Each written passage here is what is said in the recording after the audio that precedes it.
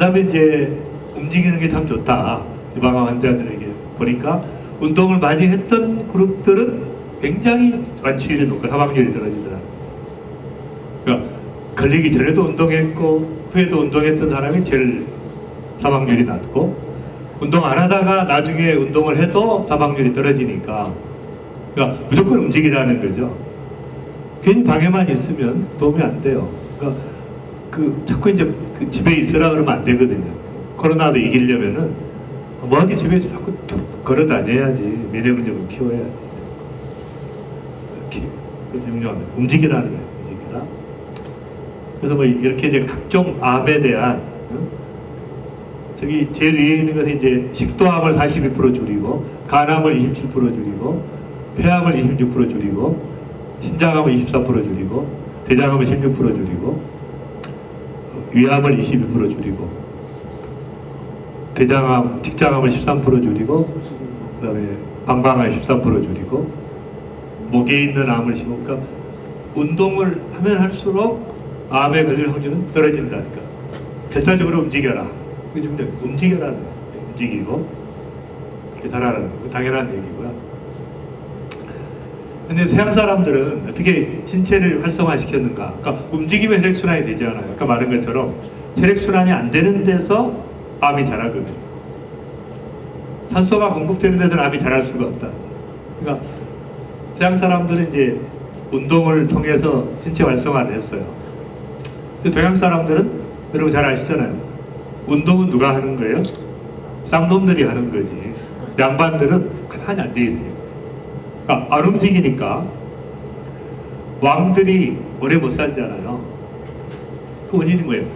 왕자들을 세자, 원자 너무 귀하게 키워. 그러니까 일찍 죽는 거야, 다들. 함부로 키워야 되는데, 함부로 키워야 돼. 그러니까 머슴들이나 이런 사람들은 굉장히 건강하잖아요. 양반들은 다 비실비실해. 안 움직이니까.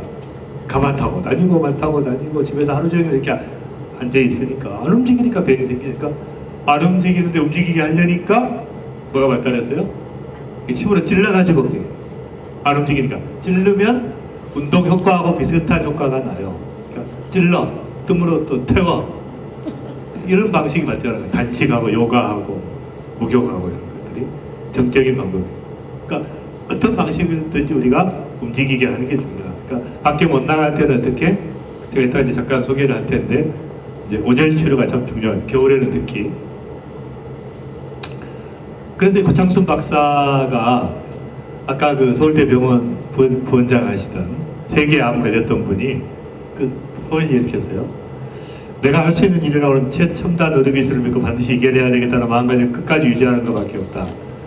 헬스클럽에다가 매일 운동을 하기에는 뭔가 번거로웠다. 그래서 집에서 나무막대와 고무줄, 스태퍼, 지압기 등의 기구를 갖춰놓고 시간이 날 때마다 스트레칭을 하며 몸을 풀고 부지런히 움직였다. 하루에 한두 시간 이상은 필사적으로 운동에 매달렸다. 한 달 후인 11월 다시 작은 병변들을 찾아냈다. 4차 재발, 다행히 가문맥이 있는 부분은 무사했다. 경과를 두고 지켜보게 됐다. 석 달 후인 2001년 2월 병변들의 크기가 조금씩 줄어든 것이 관찰됐다. 내 몸이 드디어 암세포를 누리기 시작했구나. 간암 수술한 지 3년 5개월 만에 다 없어지니까 그냥 이게 전이된 게 있는데 신경도 안 쓰고 그냥 열심히 운동하고 면역력 키우고 식이요법하고 열심히 살았더니 없어지더라는 거예요. 그걸 또 없애려고 막 항암제 쓰고 그럴 항암제를 간암에 쓰지도 않지만 의미도 없는데, 어쨌든 이제 또 말하자면 중요한 것이 여러분이 꾸준하게 중심을 가지고 나가는 게 중요합니다. 그래서 이분이 필사적으로 움직였다는 거예요. 살기 위해서. 병실에서도 막 움직이고 했다는 거예요. 자, 운동은 시작. 운동은 혈액순환을 활성화시켜 산소를 공급한다. 암은 산소를 가장 싫어한다. 그 다음에 이제 여러분 체온이에요. 체온 건강학. 잘 아시는 것처럼 이게 체온이 떨어지면 사람이 죽는 거예요. 체온이 떨어지면. 그러니까 체온이 떨어질수록 각종 질병이 일어나니까 체온을 유지하는 게 중요하다. 그러니까 체온이 1도 떨어지면免疫 30% 감소된다. 당연한 거죠. 1도만 35.5도만 되면 각종 병이 생기죠. 그러니까 이제 체온을 유지하는 게 중요하다. 체온이 면역과 체온은 비례하기 때문에 그렇습니다. 그걸 유지하는 게 중요하다. 그러니까 여러분들이 이제 추울 때 나오잖아요. 열심히 운동하시고 또 방에 들어가서 후끈후끈하게 또 하시고 왔다 갔다 온냉 교대법처럼 이렇게 하시는 거예요. 춥다고 방에만 있지는 말고 왔다 갔다 하면서 이렇게 하시는 게 중요합니다.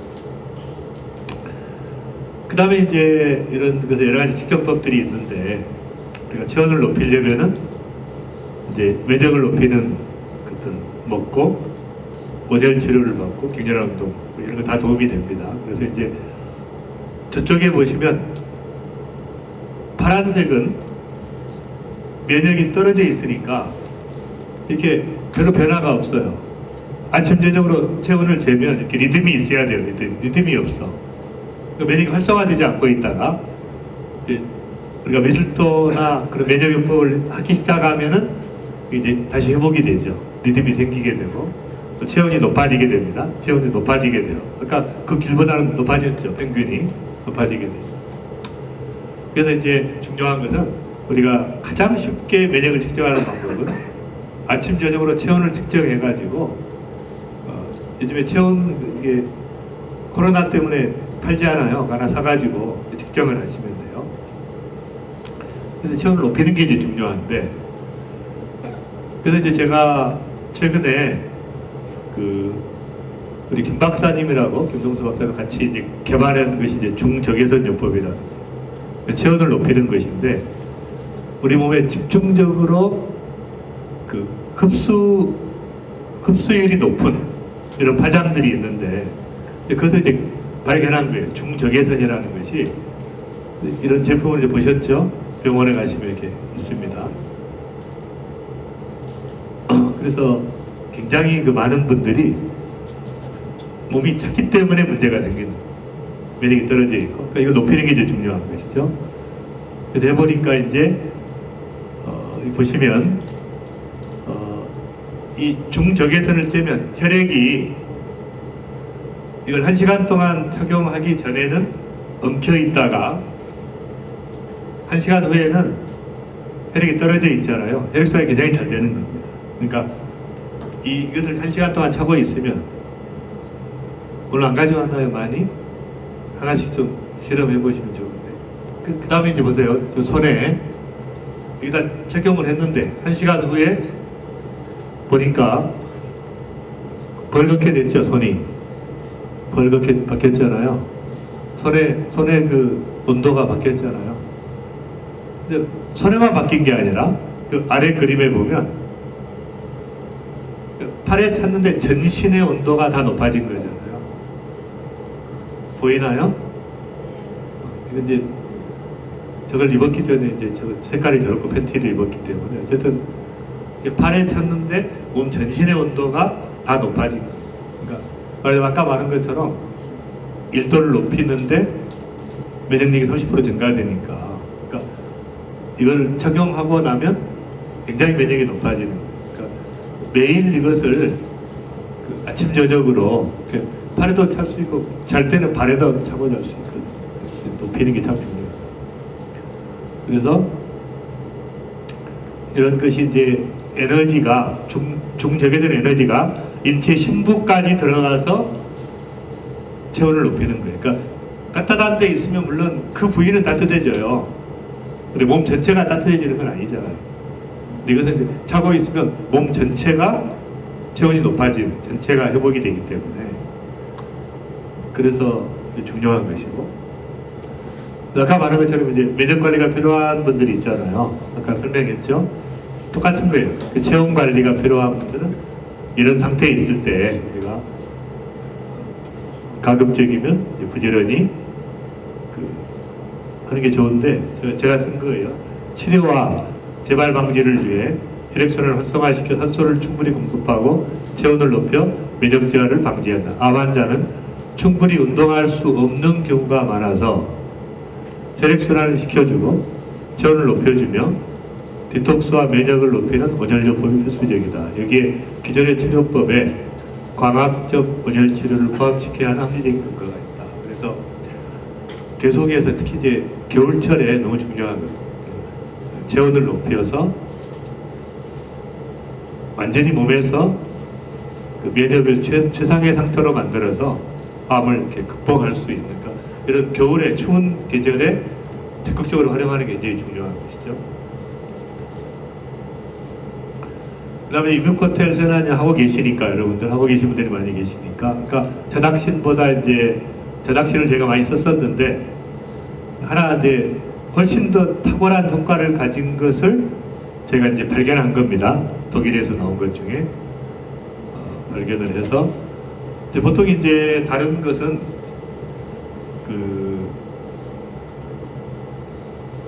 이뮤코텔의 이제 특별한 점은 뭐냐면 이제 비특이적인 면역을 높일 수 있다는 거예요.